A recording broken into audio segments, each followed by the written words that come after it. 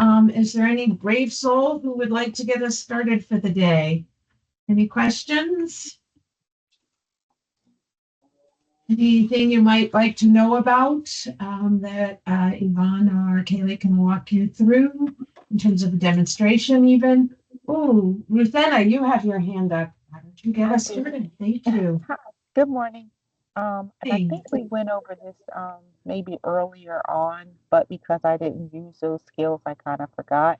And I know there's tutorials, but we have this platform as well, so we're just gonna ask.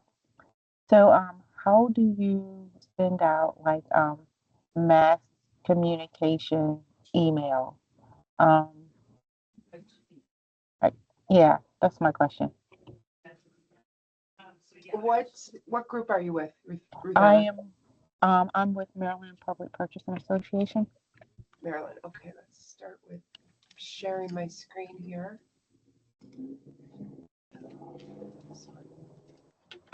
You said Maryland, right? Yes, ma'am.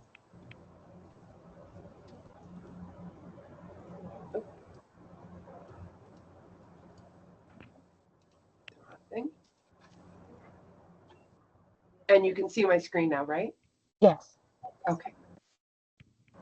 Okay, so you're asking about sending out a blast email through your website, Yes, ma'am. and that is using the email module, which is found underneath the communications tab, and then emailing here. And if you've already been sending emails out, most likely you've already got your options set up. But under this configure button right here, there are several different options and defaults.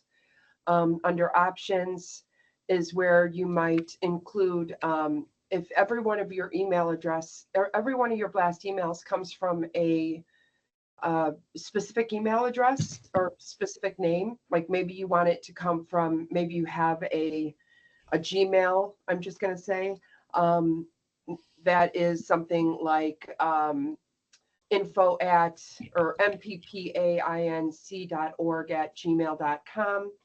And every single email comes from that email address, then you can set it up here so that you don't have to constantly update that when you're creating a new email. It'll automatically populate in there. And then maybe from name you want it to automatically populate. You could set it up from, something like Maryland Public Purchasing Association. That way you don't have to constantly be adding that every time you create a new email. I won't add that in there for now.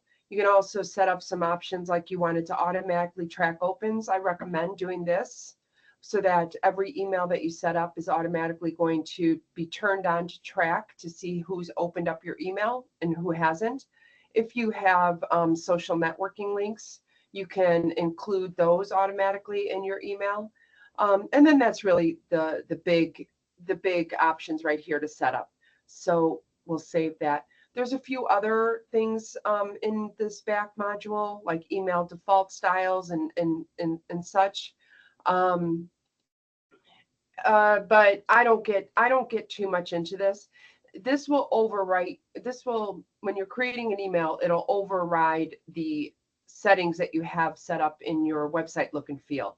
If you want your emails to have different fonts than what your website does, but if that's not really important to you, it'll just automatically create your emails using your website look and feel fonts and text preferences. But you would just add an email. You could either add a brand new email or you can search and copy an old email. I recommend copying an old email. Like for instance, if every year you do a email for a large event, instead of recreating, redesigning the wheel, you can just find that email from last year, copy it, and then edit over the text to update the dates and the details for the next year. So it's just always easier to copy and edit an old existing email for a particular event than it is to start from scratch. But if that's not important to you, then you would just add an email.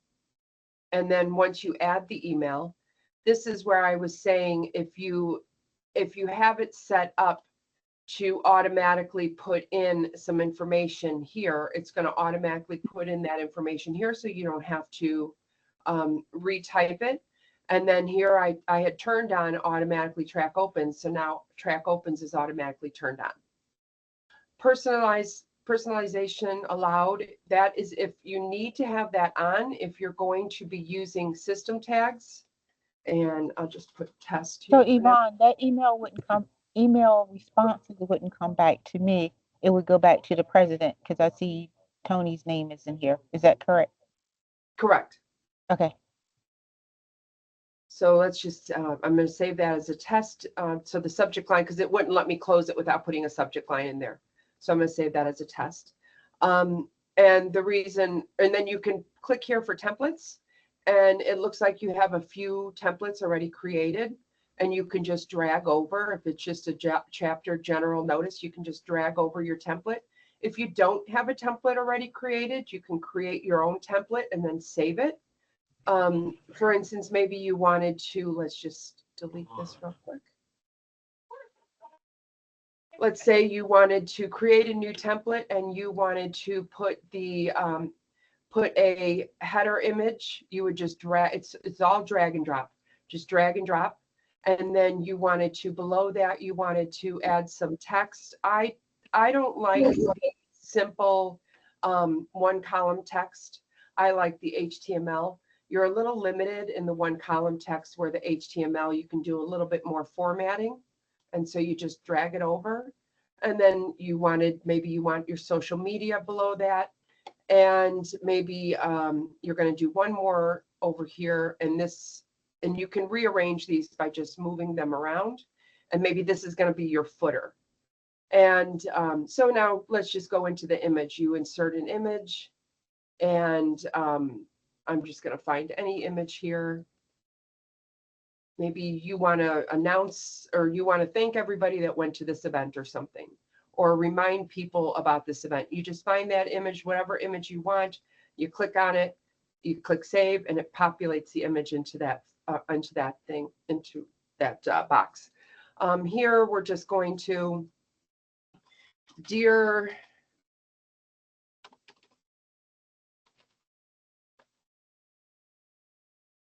sorry, that was weird. Here is the personalization allowed. Where I turned on personalization, that is a system tag. If you don't have personalization on, you're not going to get this option, but let's say you want to add their first name. You would just put your cursor where you want to add it, and then go to the system tag and put first name. And again, you have to put your cursor there again. Sorry about that. And now that is a system tag that'll populate the person's first name automatically. Just don't mess around with that. Don't go in there. If you remove one of these little tildes here, it's not going to work. It's broken. And now the person is going to get the email and it's going to look exactly like this. Instead of saying Dear Ruthenna, it's going to say Dear tilde first name underscore or first underscore name tilde comma, because we've broken the system tag. So you just got to be very careful that you don't mess with the system tags if you do use personalization and system tags. So let's just clear that up right there. We're going to go in there. And if you're not sure, you can go in here and make sure you don't see any weird, that's the HTML, any weird tags in there. But let's just drop that back in there again. And now if you see there's no space, so I'm just going to put a space there. And if you're, like I said, if you're unclear, just go into the HTML and you can see the system tag is in there, but there's actually an extra space here. So I'm going to go backwards, just one there.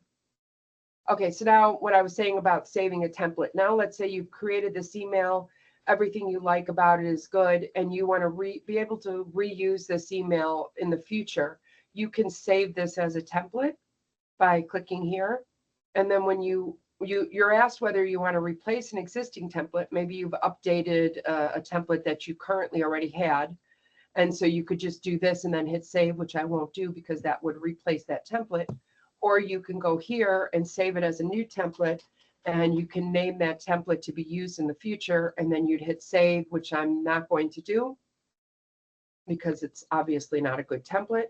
And once I did that, then that would show up, that template would show up here, and you would just drag it over to use it in the future.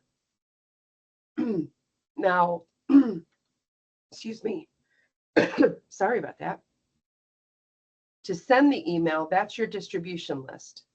And there are a lot of options in distribution list. Here you have some, looks like you have 2 distribution lists you've already saved. Most likely this is all active members, and you've renamed it to active members. And this one is all active members plus all active non-members. But it could be all active members plus expired members, but that's up to you what you name it. Just a real quick how you would do that. Create a new list. Maybe you want to send this. So there are active. If you just type in active, it's going to show you the distribution list that have the title or the word active in it. There's all active members. Then there's also all active members, even those who opted out. They added this back in COVID time because in the past you couldn't send emails to people who opted out of the mailing list. But this is an option that you can send an email to people, to your members, even though they've opted out of the mailing list. They ask you not to use this one very often, though. Excuse me. And then there is expired. So here's you can send all members, including expired, or expired members within a specific date range. Maybe you want to say, hey, your membership expired. Did you realize that it expired 30 days ago? And you want to send them a notice saying, don't forget to log in and renew. So just play around with this. And I'm just going to do one more. There's also all non-members, but let's just do all active and expired. So if we do all members, including expired, and then we add them, you have to hit the button add, which brings it down here. So this is actual mailing list. And say you want to create a new mailing list so that you don't have to come and find this all the time, then you can save it as a predefined list.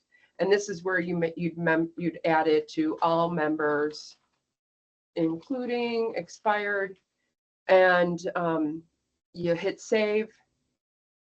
And now if I were to do a saved distribution list, that distribution list is already saved. It's just a quicker way to get to a distribution list, especially if maybe you're going to do all members, including expired, and all non-members, instead of having to go into here and find all members and then all non-members, add, save. Instead of having to do this each time, you could create it as a saved distribution list. It makes it a little quicker for you, but let's say that. And now the other thing, another little trick here is this little caret.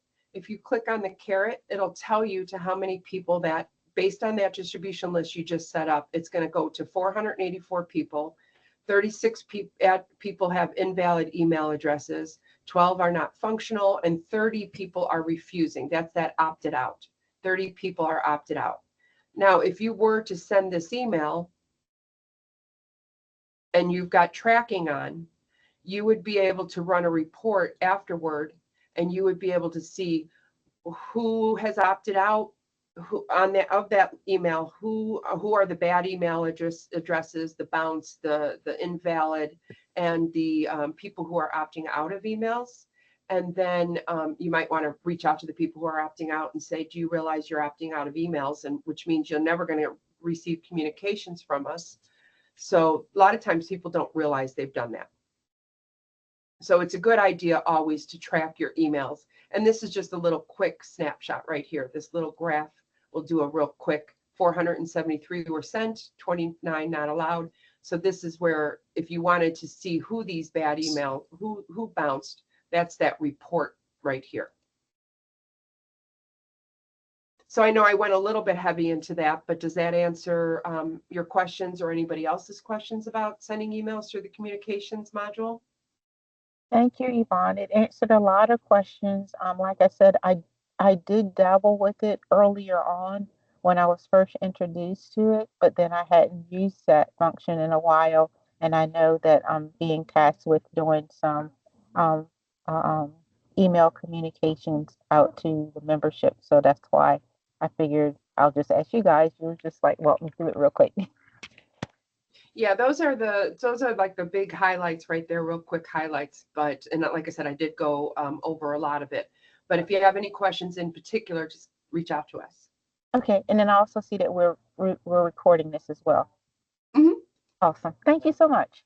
You're welcome. Does anyone else have a question that they'd like to ask Yvonne?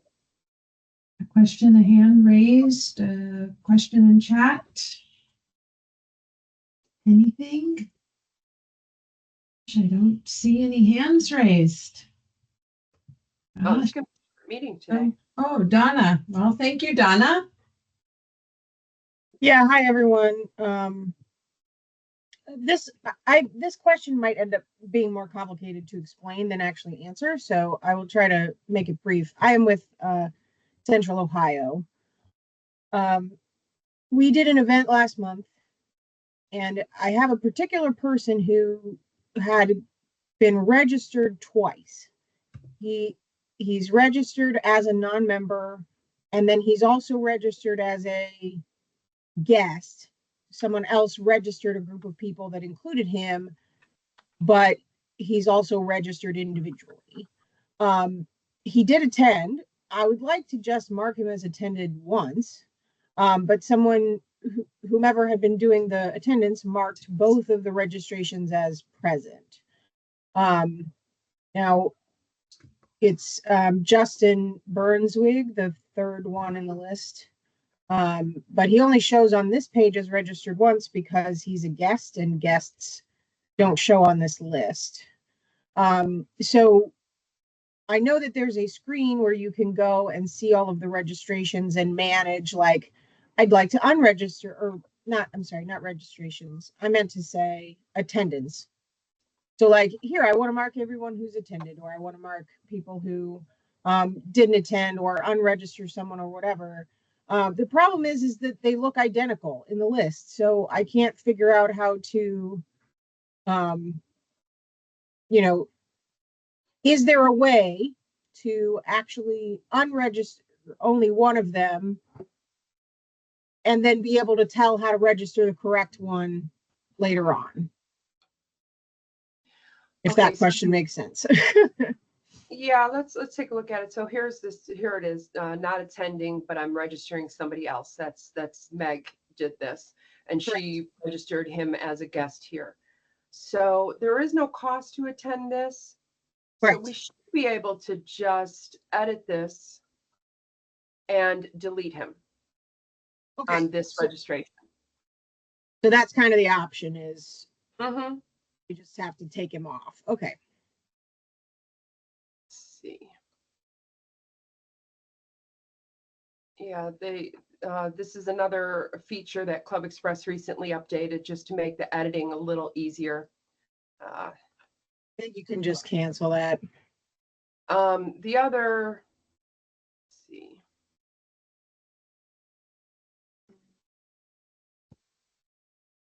That's one way, and you'd have to use, well, here, you know what? That's actually a way we could do it. Let's see.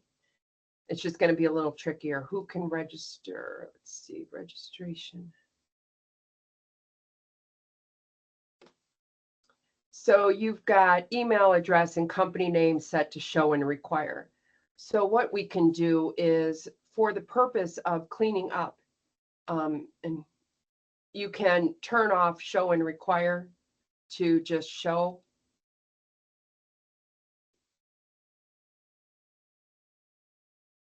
Oh, it won't let you delete him without. Well, it wanted me to put in information for every single person there, because that information was required. So now if we go down, remove him without going past that adding it, without adding everybody. Yeah. So so now we can delete him here. And now see, it's not requiring a title, company name, and email. So now I can hit the next. And then because you may, and I don't want to send a confirmation email to people, we're going to turn that off. But now, because you may copy this, you may decide to use this same event template next year and copy it and just, change, update the information instead of recreating the event from scratch. We want to go back in there and turn that back on so that you don't forget to show and require. And now next year or next time you have this meeting and you copy it and start, instead of starting from scratch, you'll go back and copy March 27, 2025's event to March of 2026. And now your settings are back to the way you wanted them initially. So if you do something like that, just make sure you remember to go back and change it. We eliminated the requirement to have the title and email so that we could edit that. And then we just go back and put it back on. Okay. Yeah, the next time we do this event, I think we'll need to figure out a more granular way to list the different registrations. It seems to cause confusion. We get members who register as non-members because they're not logged in, and folks that register more than once as different types. So I think we are just going to have to put like some instructions as much as we can on the event to say, hey, if you're a member, you have to log in, etc. So, right. Okay. Thank you. Donna, do you have a reduced fee for your members versus non-members in terms of registration? We have done that in the past, but we most of the time for just a regular meeting do not charge a fee. So it's usually not relevant.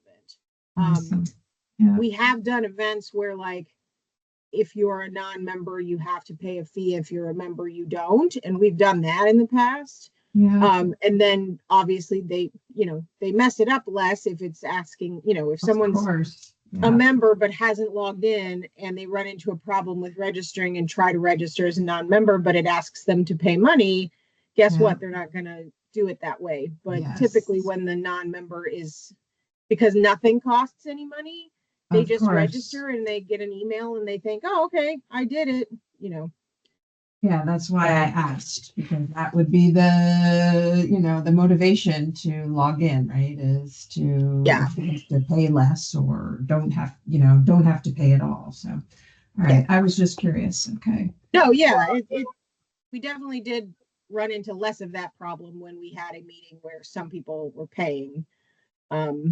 People sure figured out how to log in then. Yes, of course. Yes, good motivation. Well, and the other thing is you have the everyone. I don't recommend using this registrant type of everyone. Yeah. Because then somebody logged in is going to see it and somebody not logged in is going to see it.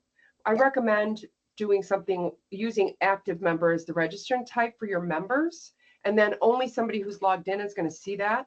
And you would put in, let's see, you are COOPP. Yeah. COOPP member.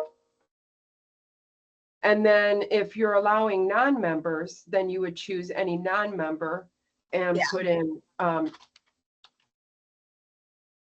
and now somebody who's not logged in will see this registrant type, and somebody who is logged in would see this registrant type.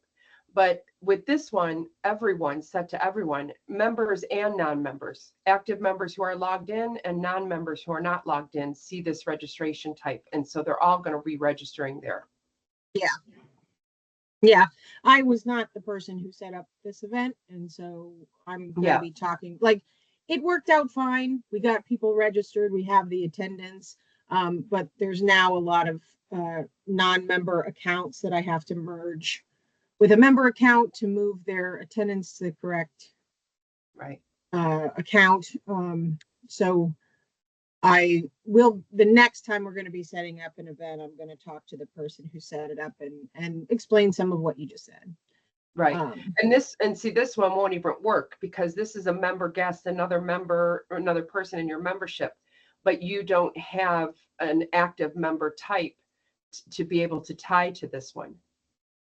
So like I said, when you create this event next time, or when you create an event like this again, if you need some help or if you want us to take a look at it after you've created the registrant types, I know there are videos for sure about how to create the registrant types that are in the historical videos. So take a look at that, and then once you've created it and you think you have it right, we can take a look and make sure it is created right. And I'm pretty sure I heard Michael tell you guys once, they created this everyone, but he does not recommend using it, and I don't recommend using it either. Yeah, makes sense. Speaking of merging members, if you don't mind that I ask another question. Nobody's got their hand up, so I'm not jumping in line from anybody. I had a question about, so if you would search for non-members, my question is about the merging. I know that in the admin FAQs, there is an instruction section, which I have used before, about how to merge a non-member and a member account to get rid of the non-member account and move all the information over to the member account. I had seen, and it might be on this screen or it might be after you've searched for non-members, but I saw an option to do merge from this screen. And I was curious if that's the same process or if they're two different types of merge and we need to use the one that is the admin FAQ instructions. Well, there is a mass merging, and then there's like an individual merging. What was that person's, I think I actually copied it, yeah. Okay, so he only has a non-member active profile, this Justin. Correct. Okay. Yes. If he had a non-member active profile and an active profile, you could do a search here and then merge the non-member with the active. So it would come up as two. You'd see him here twice. He would be a non-member active and then a member active. And merging two here and on a one-on-one basis, you can only merge from the non-member. So you would go to the non-member and you would click this last icon, and that's where you can merge. And then it would say, who do you want to merge it with? You want to merge it with a member, and then you would look for him, but he doesn't have one, so this isn't going to work. But let's say I put in his last name. He popped up here in the search results. I'd click on his name and I'd hit save. And then it will say, are you sure you want to merge? And you say yes. Now that's the one-on-one basis. The mass merge, you could go to this non-member options and you can go to the cleanup tools. And then it'll say things like match non-member to member by email address and first name. So there's several different options. So let's take a look at, well, let's do first and last names. Match non-member to member by first and last name, and then hit go. And it's going to say you've got 33 sets of duplicates. Now, if you are confident that all 33 should be merged together, then you can just do an automatic merge and hit here. But if you're not sure and you want to take a look at a few of them before maybe these up here where there's multiple, the one-to-one is probably, safe, but the ones that are multiple, you might want to just, especially maybe if it's a common name. See, Jonathan Edmondson, John Edmondson, most likely this is a lot of profiles here for this person. But so let's look at that. Let's look at Edmondson. Yeah, not to throw him under the bus, but he is one of the people who has apparently, every time he registered for an event, he registered for it as a non-member. So yeah.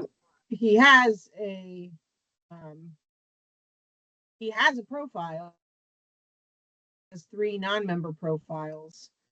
I'm not sure where the one that said Jonathan came from. Because that's not appearing in this list. I don't know if the last name was spelled differently or what, but that's a different person. That's a different former member who just has a matching search name. But yeah, well, so this is how you can do it from the one-on-one versus the mass. So let's just make sure it's the right person. And so I'm just going to click here. This doesn't even have an email address. You can click no email. So this one does have an email address, and Southwest Ohio.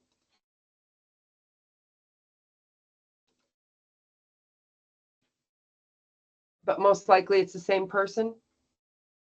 To my understanding, they're all this. We only have one John Edmondson, and all of those, I had looked at them, and each of them have one event that they were registered for. So he was registering for an event, but registered as a non-member. And I guess because he didn't put in exactly the same information, or I would assume he didn't look himself up as a non-member, and he also didn't put in exactly the same information. So it just created a new non-member registration every time he did it. Okay, so let's take a look at merging one-on-one. This one here does not have an email address, and this is I always have to think about it this way, or I have to walk through the steps in my brain for this. This one does not have an email address. This one does. This one has a company. This one does not. I would say that we would want to keep this non-member profile over this non-member profile. So, I actually don't, he doesn't need to have any non-member profiles right. because he No, is a member. I understand that, but I'm just let's pretend he doesn't have these up here and Okay, just work gotcha. on these two. So so if we wanted to keep this profile because it has more information, then we would choose this profile to merge. So we would click on this one, merge with a non-member.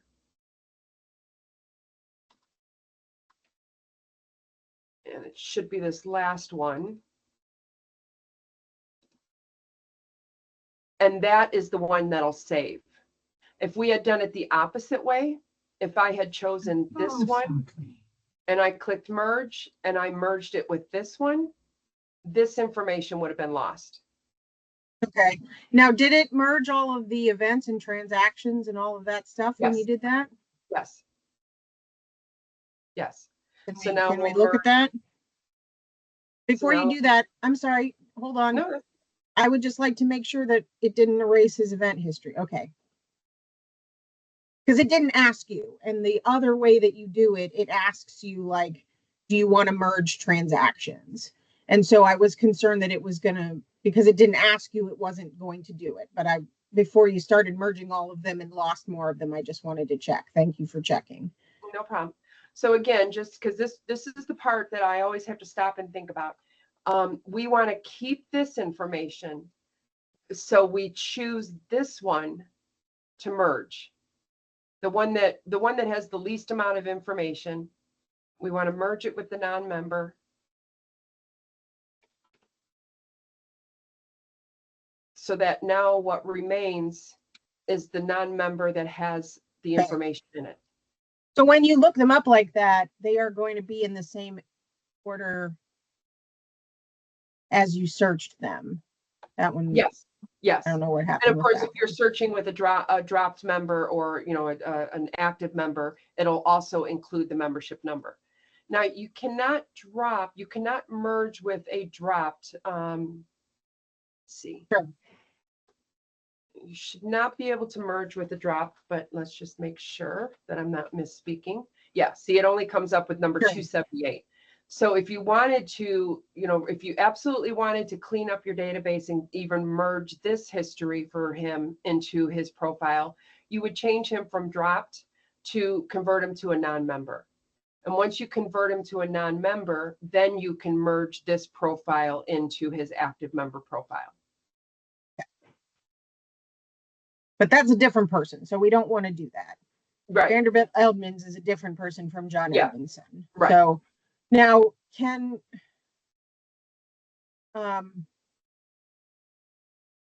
sorry, trying to figure out how to formulate the question. Since there were 3 of them, do I have to merge all of the non-members together and then merge them with the active one, or can I just merge each one? To do it one by one, you have to merge each one like that. But in the mass cleanup tool, you could have done, you could have just done it, it would have merged all of them into the one active. Sure. Could I have merged each of the non-member ones with the member one? Yes, yes, So still using the individual feature, but just merging each of the individual non-member ones into the main member account. correct. And when you Okay. do that, the reason I was using the two non-members was to show you how to make sure that you're merging the correct one into the maybe the older Sure. one into the new one. Yeah. But when you do it, when you merge a non-member into an active member, it's automatically going to keep the active members' information, override the non-members' information. Which when it's a duplicate like this, that is fine. My primary concern is that all of the transactions are moving, because the ones that we have to fix are people who registered for a meeting, who like they are a member of the chapter, they registered for the meeting, but their registration is currently attached to a non-member account.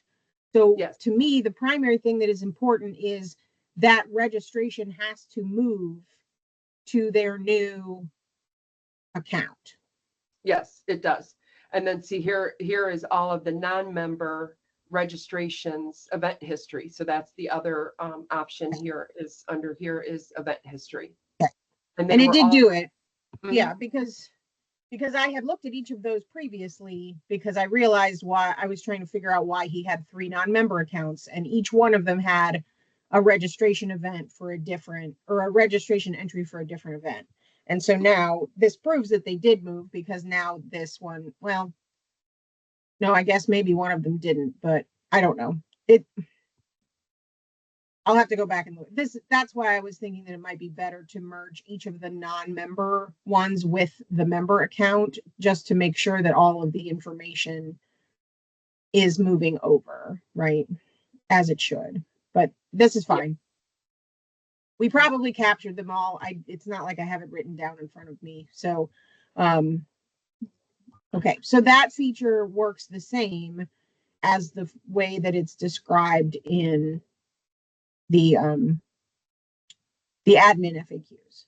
Yeah, what I think you're looking at in the admin, the is it video or papers? Well, that would be Yvonne. That's probably what I typed up. You know, those helps on that page. I haven't looked at it in a little while, Donna, I admit it. So, but yes, I did it this way through the individual. I certainly didn't walk through the way to mass.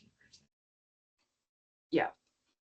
Okay. There is a pop-up that'll come up. It's not, I'm not going to merge these two because they're not the same, but there is a pop-up that'll come up when you have like a expired, like maybe you have a John Edmondson who's expired and a John Edmondson who is an active. And when you merge them together, it will ask, when you go to merge them together, it will say, do you want to move all your transactions over? So that's probably what you were talking about, but we don't have one of those to be able to show you. Okay. That is helpful. Thank you. I realized that there were more of those happening than we thought, because when they show up on like the check-in list, you know, the attendance screen that you get for a meeting, it doesn't distinguish the types of registrations on that screen. It just shows a name. So I didn't realize until looking at these non-members that, oh, every time this person registered, it registered as a non-member, not under their member account. And so we will have to go through and clean up and try to put some more instructions in our events to let people know that they really should log in before they register. So yeah, for sure. Okay, awesome. There's also the member cleanup. So there's also a member cleanup here under that button. In case let me go back to that. It is this member options, member cleanup. And you can match expired to active first name. So you can just take a look at these options too and see. Right now you don't have any there. You have a few here, but you can see, you'd want to look at these before you start merging. And nothing there, but there are different cleanups under both member options and non-member options. Awesome. Great. Thank you very much for showing all of that. I appreciate it. Do we have anyone else that has a question that they'd like to ask? I know, Yvonne, we had talked yesterday about walking through the agency membership issue. Kaylee, I don't know if you want to describe that. Can't remember exactly Well, what we. it came up with Oregon, and Mhm. the issue that they were having was they have secondary members for their agencies, and they need to approve all of their memberships, including their secondary members. And the agencies, the primary member under the agencies were adding secondary members throughout the year. And because even though you have it set up that if you were to have it set up that when somebody joins the association, they are required to get board approval. That only works on the primary for the first person who joins. If somebody were to add a secondary 3 months later to their primary account, it does not trigger an email to the membership chair or whoever it is that is approving the membership. So we met with Oregon, excuse me, to figure out what would work best so that their primaries could not add secondaries throughout the year. And they recommended that maybe we bring that to your attention. Under the people options here, you do have the option to turn off allowing secondary members to be added outside of the renewal or sign up process. And that's right here. So if you have this set to yes, the primary can go into their account at any time during the year and add secondary members, and you'll never know that they've added secondary members. But if you click no, the primary member is not able to add secondary members to the account until it's time for their next renewal. And then you just have to make sure, it's how you want it set up. It's based on your own organization and how you want to have it set up. And then this here under the new member sign up is if you allow secondary members, you just have to make sure you have these boxes checked. So this will tell you that the person can add secondary members at the new sign up, and they can add secondary members at the renewal. Great, thank you. Any questions? I don't see any hands. Tony? Yes, hello. Can you hear me okay? Yes, we can. So this is Maryland, and a couple of my folks aren't really here that deals with membership, but I every time I sign in, I always get this Abraham Bay comes up. And so if you pull up, I guess go into I think it's membership and then people, and then type in Bay, B-E-Y, you'll see, and I guess go into the history, BEY. Yeah. And if you go into like transaction history, Oh, sorry. transaction history. Right now, so as you see, 1125, and I know because I pay for my people here in Baltimore, but then 1118, it says renewal membership not paid. What we did was we paid for people, we start like in October, November, but it still says that he owes. And so I'm just trying to figure out how to get that out and make him, what do you call it, in good standing. So he paid. I mean, the easiest thing is it looks like he signed up and then, okay, let me look at something here.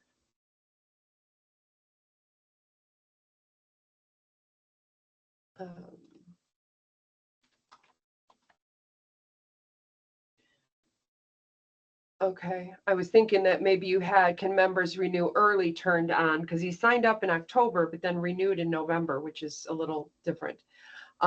If you allow members to renew early and this were turned on, then in his profile, when he went to his profile, he would have had a button that says, you're not ready to renew yet, or you're not up for renewal yet, but you can renew early. And maybe that's what he had done. I don't know for sure. But all you have to do, if you know that he's paid for membership and this is an erroneous invoice, Yes. is just you've got the trash can. All you have to do is Right. delete. Okay, yeah, you can go ahead because I paid for a bunch of my people and he was one of them. But I just kept on, every time I go log in, it just says Bay hadn't paid. Okay, so we can just go ahead and cancel that. Now, Right. strangely, I canceled the one and it removed, wait a minute. No, okay, it didn't. Scared me there for a second. These are 2 open invoices from an event registration back, which he registered twice on, looks like it might be the same event. Yeah, so he didn't attend, so those are not valid either. Now you can't delete those here. Okay. So you actually have to, because you see there's no trash can, you actually have to go to the event. So this was a November of 2023 event. One way you can just zero it out here by clicking both of these and choosing, processed by separate system or write off. Okay, yeah, I can fool Yeah. around with that. Yeah, that's fine. I can fool Well, around the other with it. option though is you can go to the actual event and cancel his registration, which is more accurate if he didn't attend. Okay. Oops. 11. It was 2023, right? 2011, 2024, I thought it was 24.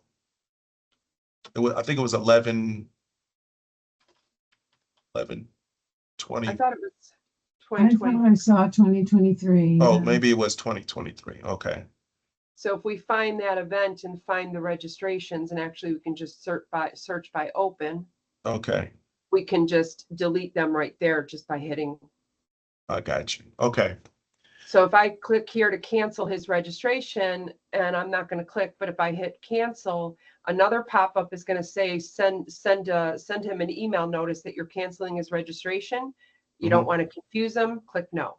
So you would do yes, no, and then that's it. And then you would do that for both of the registrations. Like I said, that's more accurate because he really didn't attend. You're not comping him his registration. He didn't attend. Right. Okay. All right. Well, thank you very much. What about that delete unpaid registration button up at the top there, Yvonne? That'll delete all of them if there are more. I see. Let's see. But obviously there's only these 2. Yeah. I've never used this, to be honest, because usually I don't have events where people who haven't paid, because I recommend creating events when you create an event requiring immediate payment. That you don't have this happen. If you have it set up as require immediate payment, and they go to register and then they forget to, or they decide at the last minute, or they decide that they're not going to pay right there, it'll automatically cancel their registration 30 minutes later. So I do have a follow-up question, and I can fool around with it, but we like to have people pay early, for the ensuing year. And I think when you pull that up, it said no. So if we say yes, then we can actually say which month, like November is when we start voting and all that. And we definitely want people to start paying their dues for the ensuing year. So if we clicked yes, does it say like what month, or it just says yes and they can start paying early? It just says yes and they can start paying early. So if you go to the renewal expiration settings, Right. So these kind of go hand in hand, but not really. This is a grace period for joining. So this means if somebody joined your organization after October 1st, they would get their membership through the next year. So if they join September 15th, their expiration is going to be, if they join September 15th of 2025, their expiration is going to be December 31st of 2025.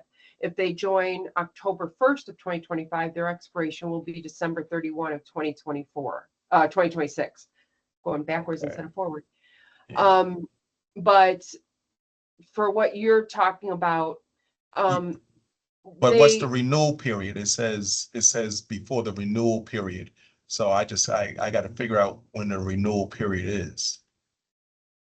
Well, your renewal period is December 31st. And then you send your first notice out 90 Right. days. So about October 1st, you send your first notice out. Okay. Okay. So they can actually renew as early as they get this. But the other option of renewal early, that populates. Let's see if I can look at a site that has that. Give me 1 second. I think this one does. Yeah.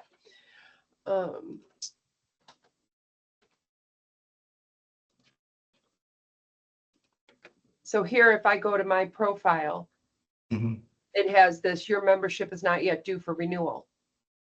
And I can renew early. My renewal is not set until 12/31/2025, but it's allowing me to renew as early as now. Oh, So, okay. yeah, so it's the only thing you could do if you don't want, and since yours is the same, it's, you know, your expirations are December 31st. So basically somebody could, if you turn that on, somebody could go and renew now for 2026. That might not be something you want. What you Right. could do is toggle it on and off, depending on when you want to toggle it on and off. Maybe you want to allow people to start renewing in June. Then you could turn that, allow members Okay. to renew early. You can say yes starting June 1st, and then remember to turn it off December 31st or something. Right. Okay. All right. That's helpful. Very helpful. Thank you. Do we have any other questions? I did want to do a plug for those of you that have not scheduled a training session for your chapter. We are basically offering this through June. So, and this isn't necessarily a one-on-one, but it's kind of gathering the people who work on the back end of your website together with a training session with Yvonne. And you kind of schedule it based on the availability of the people in your chapter. If you'd like to do that, you can still do that. There's a form that you can complete to schedule that. So let me know, and I'm happy to send you that information. Otherwise, I don't see any other hands. So thank you so much, Yvonne. We will do this again the second Tuesday in May. And I appreciate everyone attending. Thank you so much. Yes, I will put the form in chat for you right now. Actually, I'm not sure I'm going to be able to fill. I don't want to hold everyone up. So I don't want to, I'll send it to you, Andrea, so that you have it. And thank you everyone for attending, and we will see you again, hopefully on the second Tuesday in May. Bye. Bye.